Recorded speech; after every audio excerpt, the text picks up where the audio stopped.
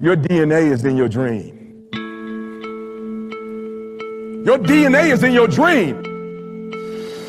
Stop wasting valuable time, knowing that if we begin to live our lives as if each day were our last, our lives will take on a whole new meaning. It take on a whole new expression, valuing each moment that we are blessed with. I had been working my whole life.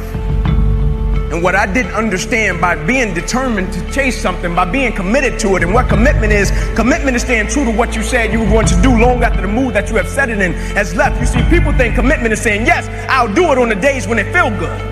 But I have been committed to everything that I ever started in my life, and I never stopped and I never quit it. And so by being committed to everything that I started, I finished it. It built a certain type of spirit. It built a certain type of mentality. It built a certain type of individual. And so now I couldn't quit even if I wanted to. I couldn't lay in the bed even if I wanted to. I couldn't stop even if I wanted to. I had too much sweat equity in my life and everything that I was doing. Because I understood my existence wasn't about me. I went from me to we a long time ago. I understood the process is more important than the product. It wasn't about the outcome for me. Whether I made it to the NFL or not, that was inconsequential in God's plan for my life. But I was going to fall in love with that process, because I understood by falling in love with that process, it was going to turn me into a machine. The next thing that begins to nurture that hunger, honor yourself as your word. Don't give your word out lightly. When you throw your word out there and you don't honor it, it makes a statement about you. If you decide to maintain a sense of integrity with yourself, that if I speak it, I'm going to live it. It's who I am. And I'm going to be very cautious in how I give my word to others, and most of all with the commitments that I make to myself, because I want my life to reflect my words and honoring who I am and what I express. Another challenging area in terms of nurturing and developing that hunger in yourself is learning the art of becoming single-minded, learning how to concentrate, learning how to focus in. And you'll be surprised at the things that you're able to do. When you learn how to block things out, when you learn how to keep thine eyes single, you'll be surprised of the ideas that will come to you, of the people that you'll be able to attract, of the opportunities that you'll be able to see. You'll begin to see things that have been standing there looking you in the face saying, I can't believe this has been here all this time. Here's a habit that I do. Maybe it might be of some value to you. I get up in the morning and I start writing what great ideas that I can think of today that can improve me and that will enable me to reach my goal. And I just let my mind flow. Sometimes I write 15, 20 ideas. Some days it's more difficult than others. One idea can change your life. One idea can turn your life around. Deciding that you're going to focus to develop your skills. A guy was the new owner of a baseball team that was in the basement of the league when he took it over. He went to the pitcher and he said, what is your best throw? He said, well, I got a good curveball and I've got a good fastball. And he went on talking about his different throws. He said, but tell me this, what is your best throw? He thought for a moment. He said, I've got a good fastball. He said, that's all I want you to work on. Nothing else. Just develop your fastball. The next year, they went to the World Series. Most people don't know where their fastball is.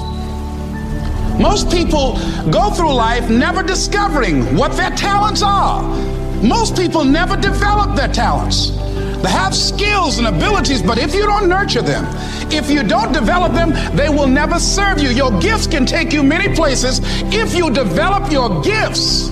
Most of us don't like to do those things that come easy to us. I've always loved to talk to people. I decided, taking this advice, to develop my skills as a speaker.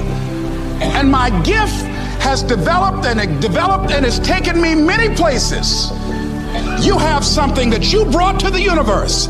And that if you decide that my life deserves my developing this what I do well, and becoming the best at it, and mastering myself, and seeing what I have within me, if you decide to drop your buckets where you are and develop your gifts, I grant you, you'll never ever be without. I grant you that your gifts will take you places that will literally amaze you. I grant you that if you begin to work to develop your gifts, you'll develop a strong sense of happiness. You'll get a larger vision of yourself, because part of beginning to get a larger vision of yourself, all of us need some area of our lives where we can have a feeling of competence. That people know when they think about this area, that's something you do. That you eat and sleep that. And that you do that. You do that. And people know it. And you know it. And you know that you know that you know this. If you don't know anything else, you know this. Can you tell I know what I'm doing? Oh, hell no. You know this. So you've got to work on it. When other folk are having a good time, you've got to have the strength of character to concentrate, to read, to digest information. If you decide in any particular area that you're concerned about, to make a conscious, deliberate, determined effort to read one book a month in that area, in 5 years, you'll be among the top 5% experts in the world. I read a minimum of 2 books a week. The average American reads only 1 book a year. If you decide that area that you love, that you are going to master that particular area, in this era of accelerated change, overwhelming complexity, and tremendous competition, as you begin to develop and expand your skills and your talents and your vision of yourself, you will always be in control of your destiny. We go to school for all these years and they never really show us the importance of dreaming, right? I look at school and I'm like, yo, the way school is designed is it's designing you to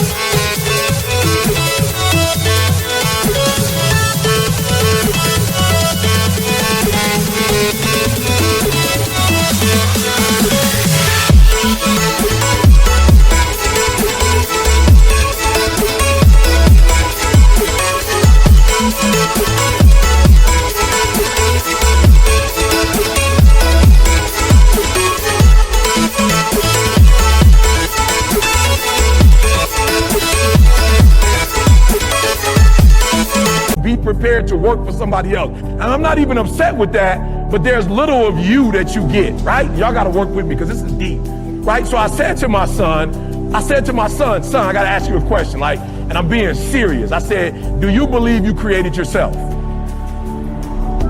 He was like, what? I was like, do you believe you created yourself? He said, no. I said, do you believe there's a creator? He said, of course I do. I said, no, don't do that. Don't do the dad thing, because you know who I am, and you know, like, I'm about that life. Like, don't answer like, I'm asking you for real. You don't owe me nothing. This is you. Do you believe that there's something out here that's bigger than you? He said, of course I do, Dad. I said, do you believe as a human being, not in a braggadocious way, but that you are the greatest level of all creation? And he's like, you mean like over a deer? I was like, yeah, deer. He mean like, you mean better than the eagle? I'm like, yeah, like an eagle. He was like, of course, because we can make decisions. We can do things. I said, okay. I just want to go back again. You don't believe you were created? He said, no, but you believe there's a higher power. He was like, yeah. And I said, okay. You believe as a human.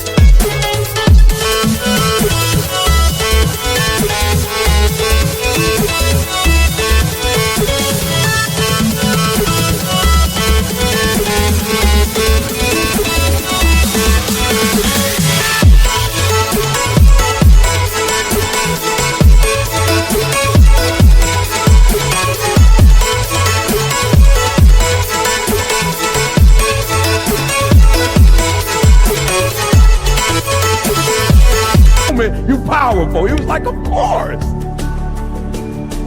I say, so as a human, do you believe you were just born to be in a relationship, have sex, and have money and buy stuff?